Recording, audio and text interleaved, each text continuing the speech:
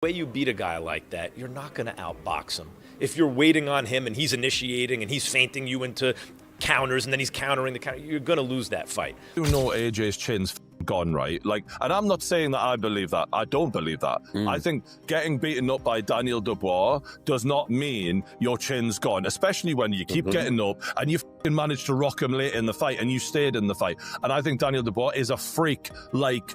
You know, AJ is a freak. He's a one-off. He's not. Jake Paul is not Daniel Dubois. But some people are genuinely giving Jake Paul a chance. That's blowing my mind here. Now, looking at the age difference, we've got 28 years old compared to 36 years old. So I guess the advantage there goes a little bit towards Jake Paul. 28-year-old is better than a 36-year-old. Max Kellerman recently shared why he thinks Jake Paul might beat Anthony Joshua. He says Joshua is very skilled and used to be a heavyweight champion, but he may be getting older. Jake Paul, on the other hand, is younger, full of energy and very confident. Kellerman says that if Joshua wants to win, he has to fight like his younger self, staying active, attacking more, and working harder than Jake the whole time. And he's initiating and he's feinting you into counters and then he's countering the counter, you're going to lose that fight. Joshua has to impose his size, strength, youth, go to the body. He has to be willing to take certain risks. And if he does that, that's a winnable fight for him. Kellerman says Jake Paul actually has a real chance to win, even though many people think he's putting his life at risk by fighting a former heavyweight champion. He talked about how Jake's mindset has changed over the years. Jake has fought many times, faced different kinds of pressure, and learned how to stay calm when everyone is watching. Kellerman believes Jake won't be nervous at all in this fight because he's already been in many big moments. The analyst says Jake Paul is made for huge events and even does better when the pressure is high. He even said Jake has a 100% chance to win, not because he's certain to beat Joshua, but because Jake fully believes in his training, his skills, and his team. Some experts also think Joshua might lose. They say he's older now, slower, and doesn't have the same powerful style he had when he was younger and undefeated. To look at the experience that Jake has gained in the 5 years he's been in the sport. To be in your 12th or 13th fight in front of 80,000 people, at AT&T Stadium in front of 125 million viewers, that's not experience you can gain normally. So he's going to go into that event very calm and very composed. And I fully believe that he does 100% think he's going to beat Anthony Joshua, yes. What about the weight? Will there be a limit for Joshua? So there's a lot of discussion around the weight. Joshua fought Usyk twice. Both of those times, Usyk was 221 pounds. Joshua was 240 to 245. When Jake fought Mike Tyson last year, 227 pounds. I expect Jake will come in anywhere between 225 and 230, and Anthony Joshua has a weight limit of 245 pounds. There will be those, as you're aware, that will look at it and criticise this fight. There already have been, haven't there? They'll say it's a real mismatch. What would you say to them? Are we going to be watching sport at its purest? I would say it's much less of a mismatch than what you saw with AJ and Francis Ngannou, who a massive man, but relatively no boxing experience. I would say it's much less of a mismatch than AJ's 9th or 10th fight against guys who've been knocked out 20 to 25 times.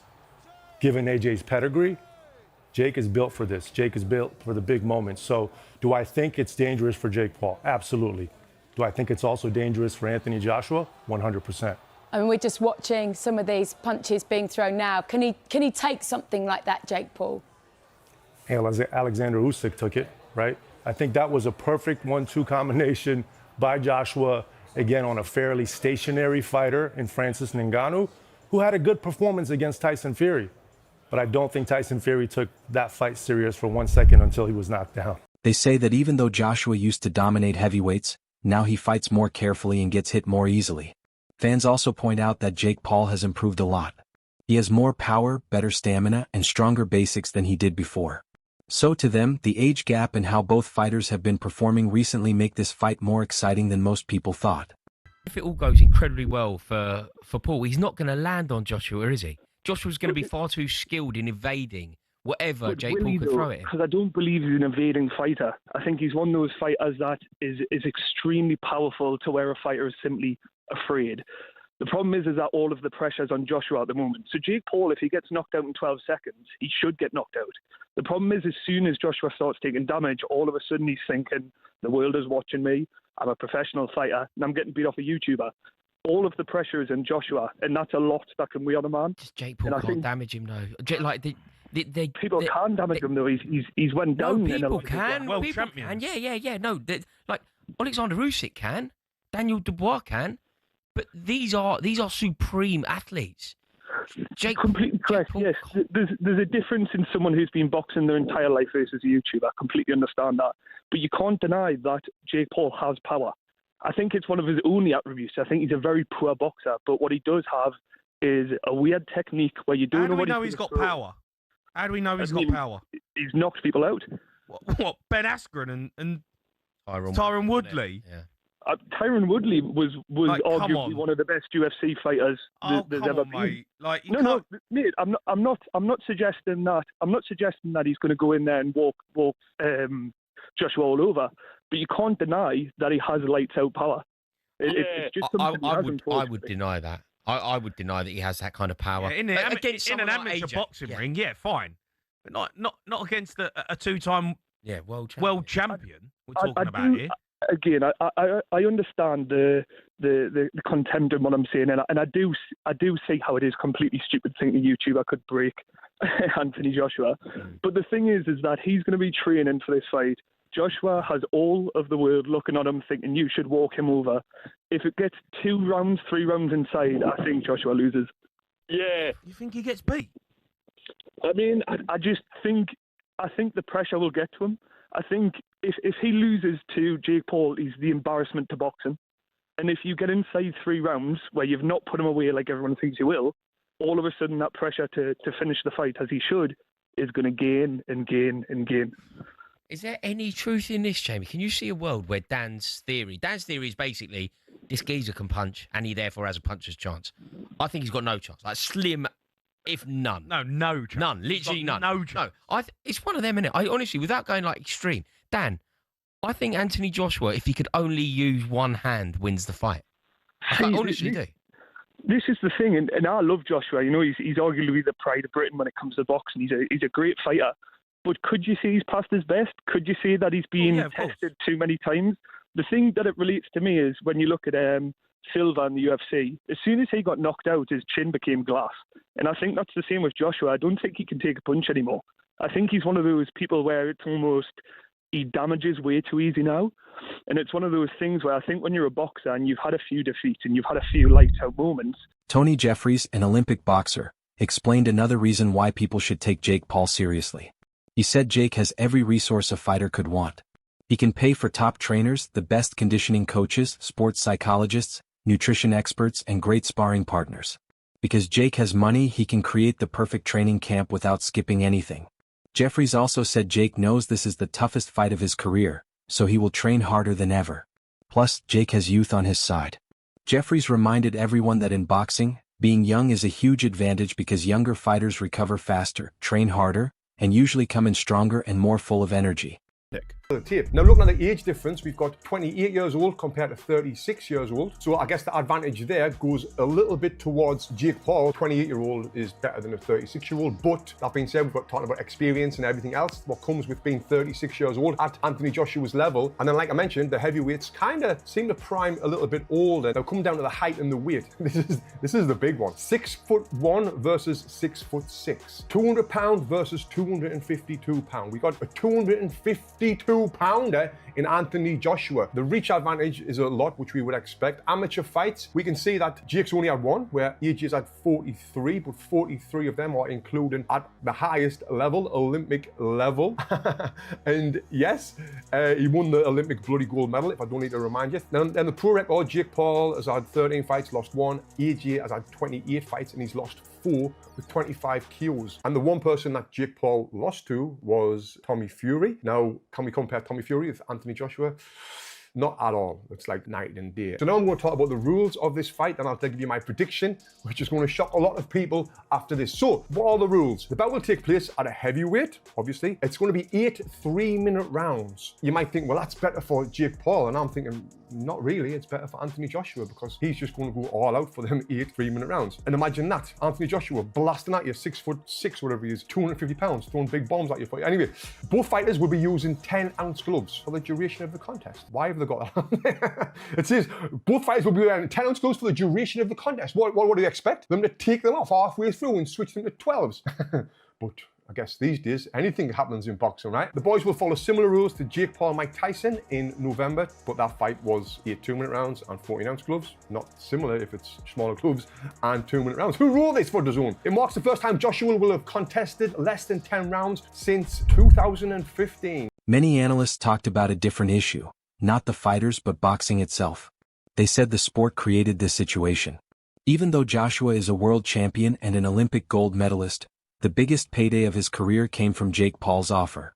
This means Jake brings more attention, more money, and more interest than many top real contenders. Experts say if Jake's offer is bigger than a normal heavyweight title fight, then the sport has changed and now allows these crossover fights. They also say you can't blame the fighters for choosing the biggest paycheck. Some people claim Joshua can't take punches anymore or that his chin is weak because of his past knockouts. But the analyst explained that losing to another heavyweight like Daniel doesn't mean Jake Paul will beat him. Joshua still has top-level skills, huge punching power, and years of experience. People are exaggerating his decline. If Joshua stays focused and disciplined, he still has a very strong chance to win the fight. First off, Jake Paul, and this is the real funny thing, he's giving Anthony Joshua, Jake Paul is giving Anthony Joshua, the heavyweight legend, right, in our lifetime, his career high payday. Jake Paul is a fucking A-side. Jake Paul is saying, you're going to be a 245 maximum, motherfucker. Like, Jake Paul's giving orders here. Jake Paul's first on the fucking headline. Like, that is also blowing my mind. Even Eddie Hearn said in an interview earlier this week, he's going to get more for this than he's going to get to fight Tyson Fury if the Fury fight happens. Like, and speaking of Tyson Fury, and this brings me on to you, Joey Knight. How the fuck has Tyson Fury let Jake Paul put the gloves on and get in there with Anthony Joshua before he did? How are you going to fucking look your mate in the eye?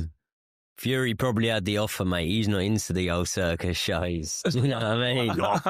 He's not into that malarkey. Oh my God. He's probably fuming that his brother didn't get the fight, to be honest with you. Yeah. But listen, I don't know, man. Like, I look at this fight with Jake Paul and Anthony Joshua, and you constantly hear it. You heard it with Mayweather and McGregor, and you hear it with so many fights. Does it damage their legacy?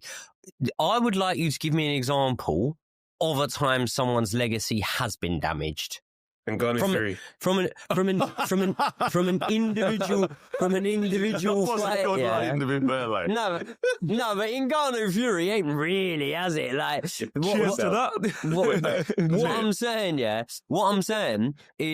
what I'm saying is, I think that having fights over a prolonged period of time, like Roy Jones Jr., that can damage your legacy. But a one-off fight where realistically you're not going to take no damage. But then, do you know what this leads me on to? Anthony Yarde gave a stronger warning. He told Joshua not to underestimate Jake Paul and said Joshua should hit him hard and take the fight seriously. Yarde thinks Jake is very good at creating hype and getting the world to pay attention. Jake knows how to turn a fight into a huge event, and that can distract opponents or make them too relaxed. Yarde said if Joshua goes into the fight feeling too comfortable, Jake could surprise him. Put you in a shell, does it not? Absolutely. I mean, you literally go into survival mode because of the size difference. You know, you question your manhood, the lot. Everything goes out the window because, like I say, the power of just a jab. And bear it in mind, when you spawn bigger guys, you must have been in the gym, Joe, you spawn people below and above. So, you know, if you're the bigger guy, you bring the power down, you take your time. And AJ was essentially taking his time.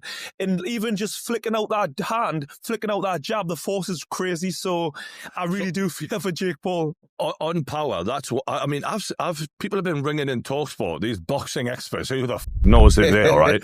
Daily Perales had one of the strongest reactions to the Jake Paul versus Anthony Joshua fight, and all his concern was for Jake. Perales said he couldn't understand why Jake would take such a huge risk fighting someone as dangerous as Joshua. To him, this wasn't just another big event or a marketing trick. This was a fight that could truly put Jake in danger. He pointed out something simple but important: size and power. Joshua isn't just a heavyweight. He's a former unified world champion known for knockout strength.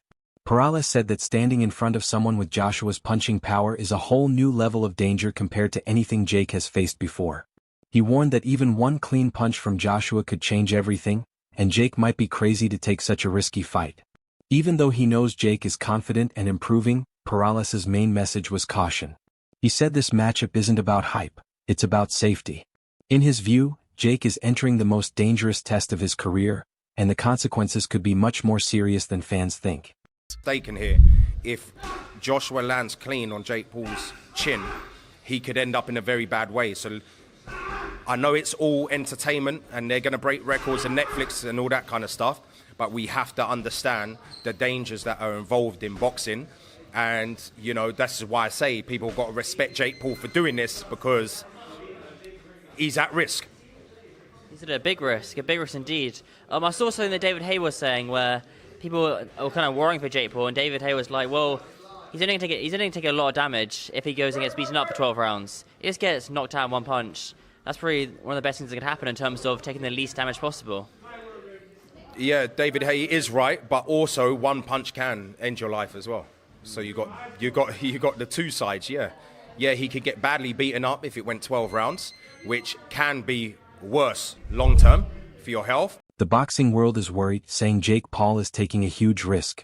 They believe he could get seriously hurt because he's fighting a natural heavyweight with big knockout power. They say Jake is brave, but bravery doesn't change the dangers of heavyweight boxing.